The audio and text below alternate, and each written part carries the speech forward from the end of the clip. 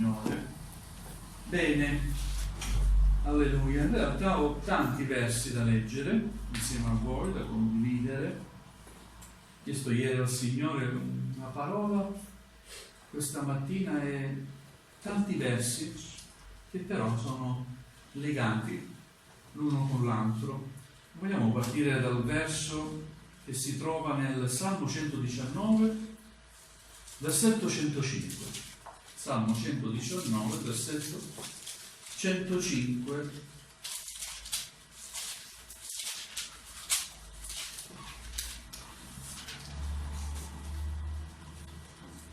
Amen. Potete alzarvi in piedi. Gloria al Signore.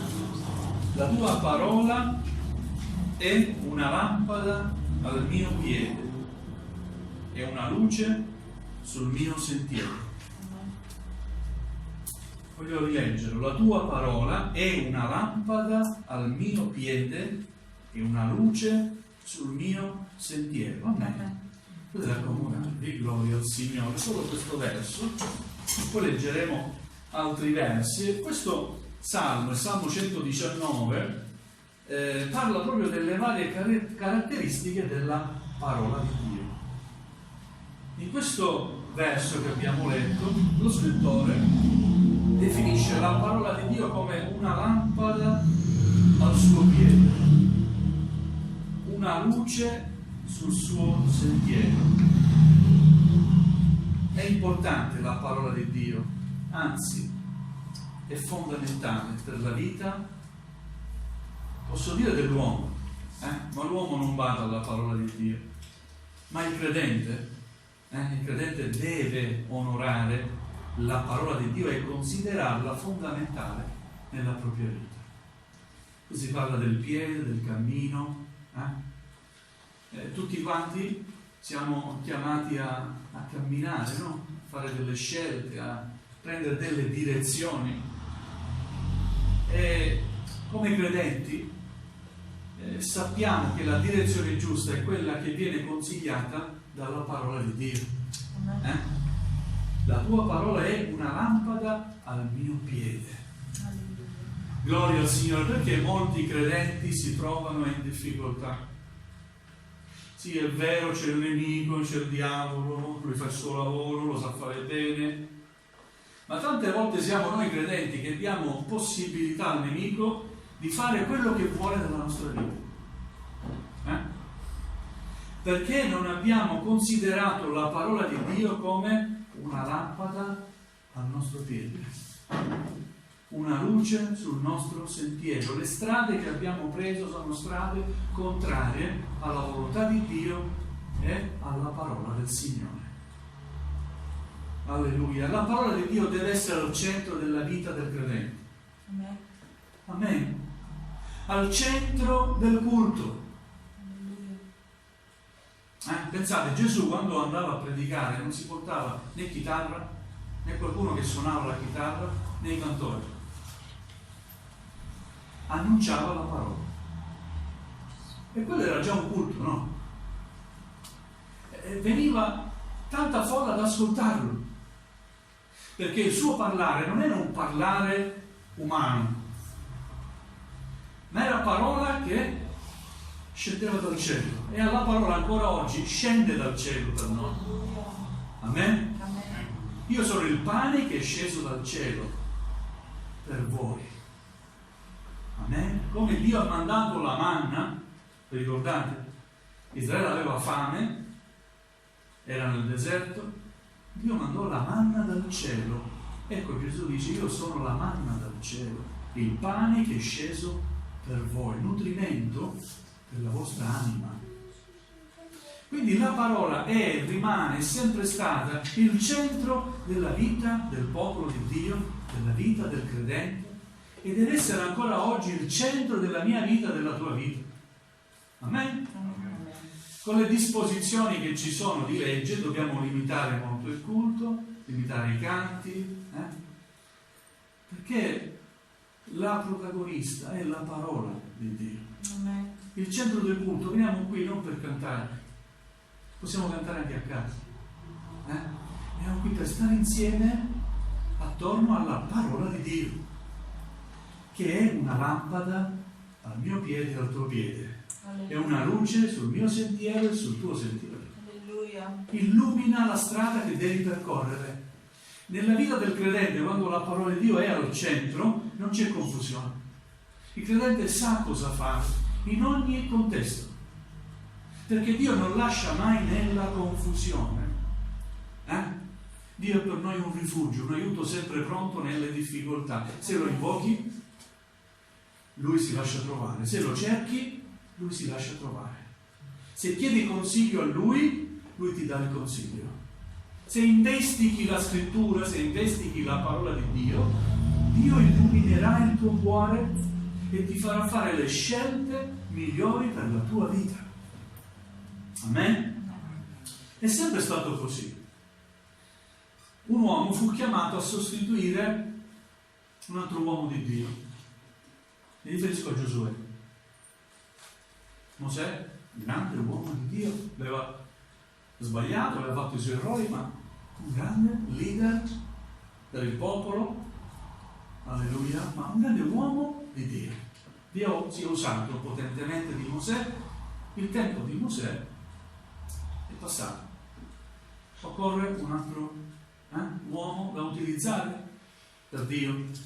La scelta cade su Giosuè e Dio parla a Giosuè, dà dei consigli a Giosuè, lo incoraggia. Leggendo il capitolo 1 di Giosuè, ecco come Dio incoraggia quest'uomo. Ecco, come sono stato con Mosè, io sarò con te, stai sereno, io ti ho chiamato, ti chiamo qualcosa che tu puoi fare. Allora do dei consigli. E vogliamo leggere Giosuè capitolo 1 versetto 8. Tra i consigli che dà Dio c'è quello che riguarda appunto il tenere in considerazione la sua parola, la legge. Giosuè capitolo 1 versetto 8. Leggiamo così: questo libro della legge non si allontani mai dalla tua bocca, ma meditalo giorno e notte. Abbi cura di mettere in pratica tutto ciò che vi è scritto, poiché allora riuscirai in tutte le tue imprese. Allora prospererai. Amen. Amen? È un versetto che a volte lo utilizziamo quando regaliamo una Bibbia. Almeno io, quando regalo una Bibbia, lo scrivo come dedica, no? Primo verso, la prima pagina della Bibbia, quella bianca, un augurio, questo libro della legge, la parola di Dio, non si allontani mai dalla tua bocca. Ci sia sempre una parola da dire agli altri che è parola di Dio. Amen? Amen. Alleluia. Meditalo. È un libro da meditare, da leggere, è un libro che fa riflettere, o no? Non è un libro da tenere in libreria. Abbiamo a casa lo scaffale, no? Nella libreria abbiamo tanti libri, tra i quali la Sacra Bibbia. Alcuni la usano anche come talismano, la mettono in macchina, così non succede l'incidente. Molti la usano accanto a dove si dorme, così dormo tranquillo. Come se fosse il libro, l'oggetto, una potenza divina, qualcosa di straordinario, no?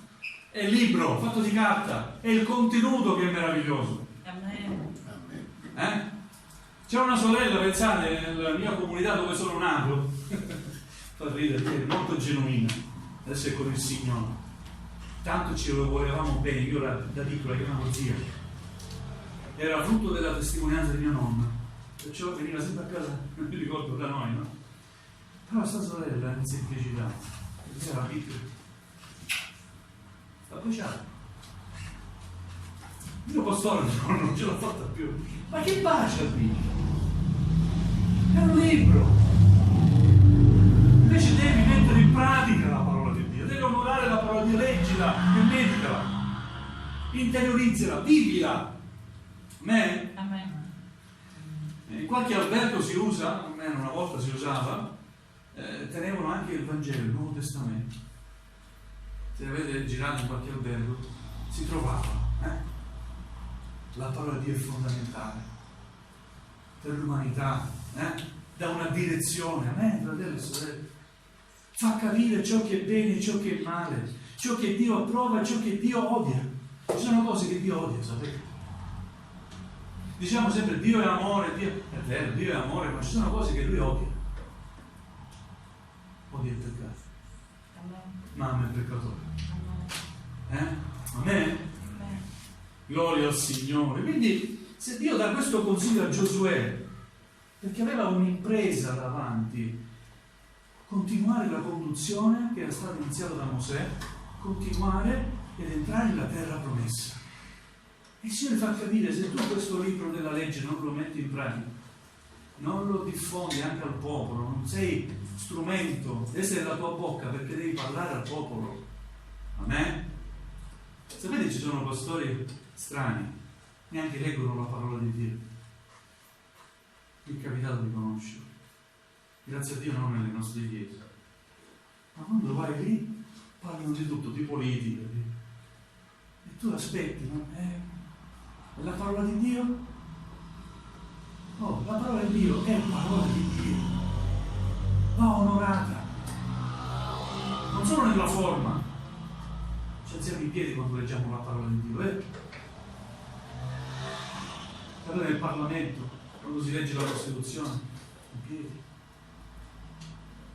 Costituzione. La parola di Dio è meglio della Costituzione. Amen. Va onorata, non solo nella forma esteriore, ma nella sostanza. Soprattutto vivi una vita conforme alla parola di Dio. E allora riuscirai in tutte le tue imprese, allora prospererai. Amen? La prosperità non va intesa da un punto di vista solo materiale.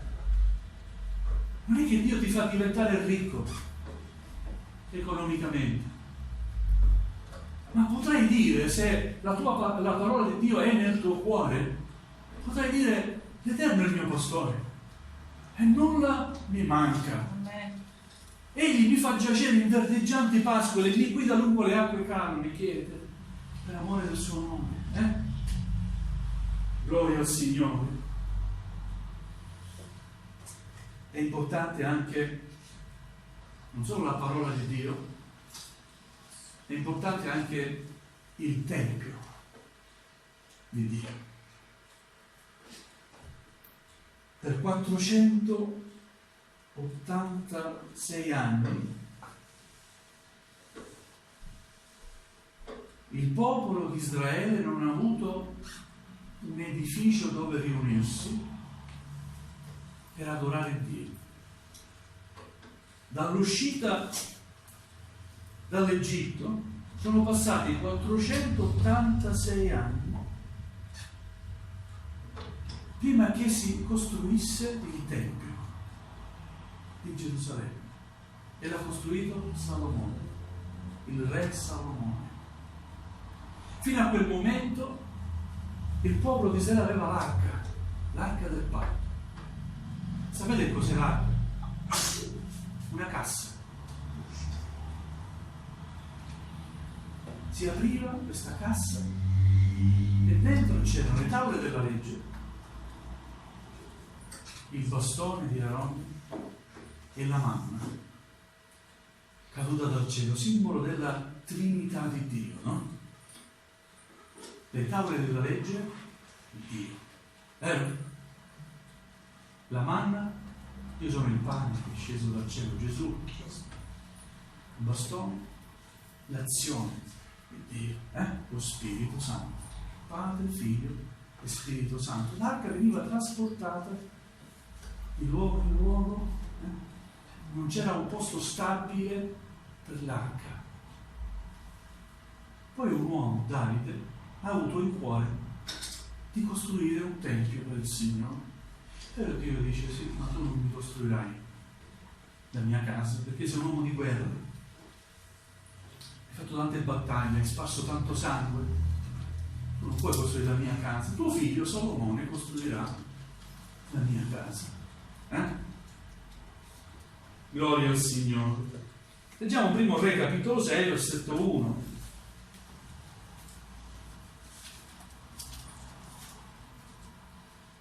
E ci dà proprio questa informazione: il 480° anno dopo l'uscita dei figli di Israele dal paese d'Egitto, nel 4° anno del suo regno sopra Israele, dopo 4 anni di regno di Salomone su Israele, nel mese di Zib, che è il secondo mese, Salomone cominciò a costruire la casa per il Signore. Il progetto fu ideato, fu iniziato dal papà, da Davide. Poi fu Salomone che portò avanti la costruzione del Tempio. Quindi vedete, Dio cosa desidera? Che la sua parola sia tenuta in considerazione, no? Amen? Ma anche la sua casa deve essere considerata dal suo popolo. Sapete perché dico questo? Perché molti cristiani fai da sé, che leggono solo il Vangelo secondo loro, pensano: se non vado in chiesa non succede nulla, il Signore lo prego a casa mia. È sbagliato. Se il Signore ha voluto la costruzione del Tempio, vuol dire che ama convocare il suo popolo insieme. Amen? È importante comprendere questo. C'era un tempo dovuto, ecco, il popolo deve essere preparato dopo 486 anni ad avere un luogo dove riunirsi. C'è voluto tempo, però Dio è paziente. Amen? Alleluia. E ha permesso la costruzione del Tempio. C'è una particolarità nella costruzione di questo Tempio che riguarda il materiale, uno dei materiali, pietra, la pietra. Leggiamo primo Re capitolo 6 versetto 7. Primo Re capitolo 6 versetto 7.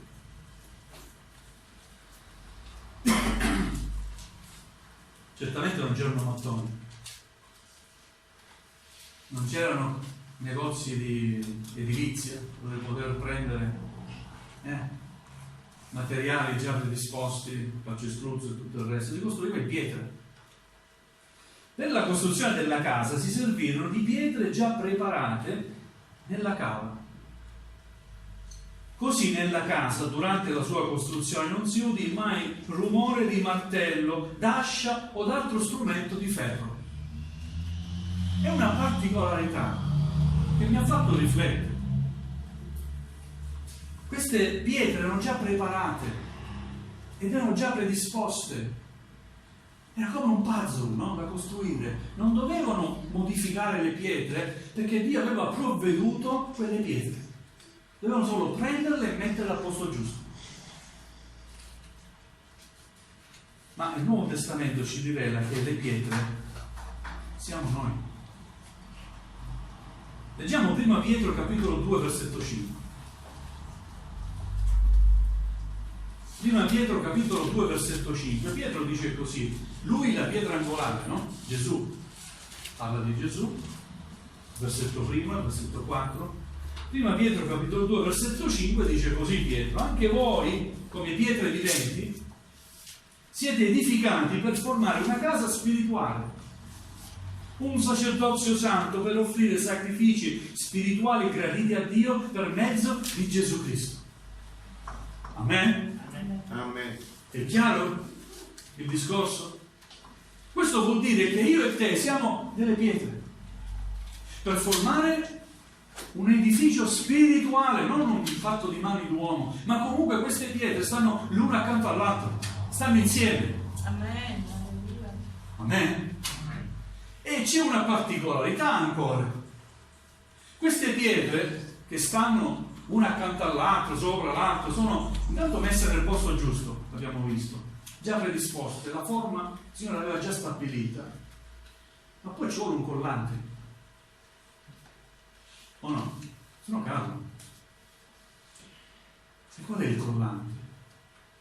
È l'amore.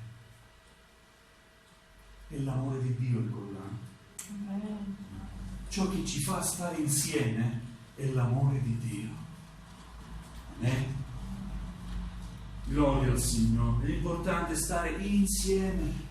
Matteo 18:20, un versetto che dovremmo sapere a memoria, poiché dove 2 o 3 sono riuniti nel mio nome, lì sono io in mezzo a loro. Non c'è mai un insegnamento nella parola di Dio che invita il credente a stare da solo. Quando 2 o 3 sono riuniti nel mio nome, io sono in mezzo a loro. Amen. Amen. Questo non esclude un'adorazione individuale. Quando sei a casa, certamente prendi i tuoi tempi per adorare il Signore. Entra nella cameretta, si apre l'uscio, così invita il Signore a un rapporto personale. Ma non c'è solo quello, c'è lo stare insieme. Salmo 133, i primi 3 versi.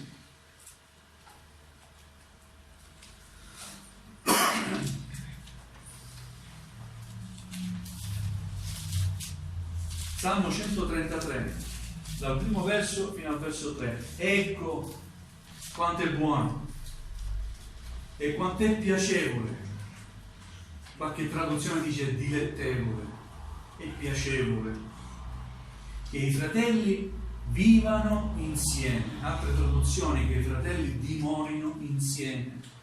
Insomma, che i fratelli stanno insieme. Amen. È come olio profumato che sparso sul capo scende sulla barba d'Aronne, che scende fino all'orlo dei suoi vestiti. È come la rugiada dell'Hermon che scende sui monti di Sion. Insomma, è una benedizione. Là, infatti, il Signore ha ordinato che sia la benedizione, la vita in eterno. Amen. Questa mattina il Signore ha ordinato che ci sia una benedizione per te. Amen. Perché? Perché hai voluto stare insieme. Hai voluto entrare nella casa del Signore. E quindi ci sarà una benedizione per te. Amen. Alleluia. Alleluia. Concludendo, vogliamo leggere Seconda Cronache, capitolo 7, versetti 11 al 22. Seconda Cronache, capitolo 7,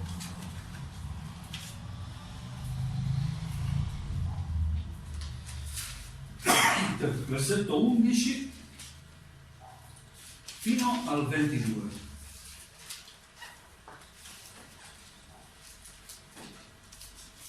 Metto 2 chiavi. Seconda Cronache, capitolo 7, versetti da 11 a 22. Faccio una premessa. I lavori della casa del Signore erano finiti. Salomone cosa fa dopo aver finito questi lavori? Si mette in preghiera, ringrazia il Signore e chiede al Signore di benedire ogni riunione, ogni volta che c'è, che il popolo si raduna nella casa del Signore, ci sia una benedizione. E quando finisce Salomone la preghiera, c'è la risposta da parte di Dio. Leggiamo: Salomone dunque terminò la casa del Signore e il palazzo reale e portò a felice compimento tutto quello che aveva avuto in cuore di fare nella casa del Signore e nel suo proprio palazzo. Poi il Signore apparve di notte a Salomone e gli disse: ho esaudito la tua preghiera e mi sono scelto questo luogo come casa dei sacrifici. Quando chiuderò il cielo in modo che non ci sarà più pioggia, quando ordinerò alle locuste di divorare il paese, quando manderò la peste in mezzo al mio popolo, se il mio popolo, sul quale è invocato il mio nome, si umilia, prega, cerca la mia faccia e si converte dalle sue vie malvagie, io lo esaudirò dal cielo, gli perdonerò i suoi peccati e guarirò il suo paese. Amen. I miei occhi saranno ormai aperti e le mie orecchie attente alla preghiera fatta, attenzione, alla preghiera fatta in questo luogo. Infatti ora ho scelto e santificato questa casa perché il mio nome vi rimanga per sempre. Alleluia. E i miei occhi e il mio cuore saranno qui per sempre.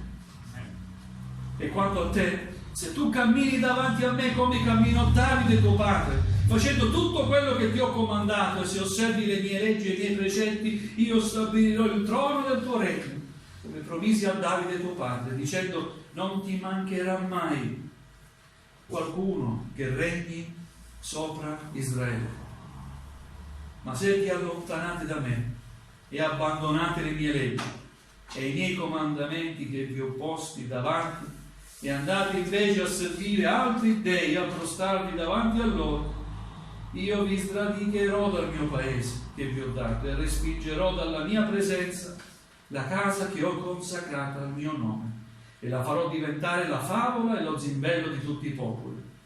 Chiunque passerà vicino a questa casa, già così eccessa, si stupirà e dirà: perché il Signore ha trattato in tal modo questo paese e questa casa?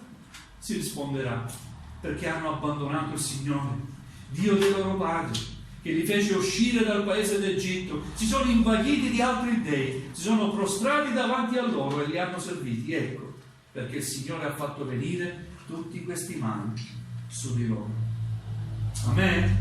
Amen. Alleluia. Vedete, se il mio popolo, sul quale è invocato il tuo nome, si umilia, prega, si converta dalle sue vie malvagie, io lo esaudirò dal cielo. Il popolo che prega in questo luogo. Certo, la preghiera tua personale ha un'utilità, sicuramente, ma quando il popolo di Dio si riunisce e prega, l'inferno trema. Amen. C'è una validità, una valenza superiore. Gloria a Dio. Alleluia. Dio ci dia grazia. Amen. Di realizzare veramente la sua parola che vive in noi. Possiamo avere amore anche per la casa del Signore. Amen. Amen. Alleluia. Vogliamo alzarci in piedi. Vogliamo ringraziare il Signore.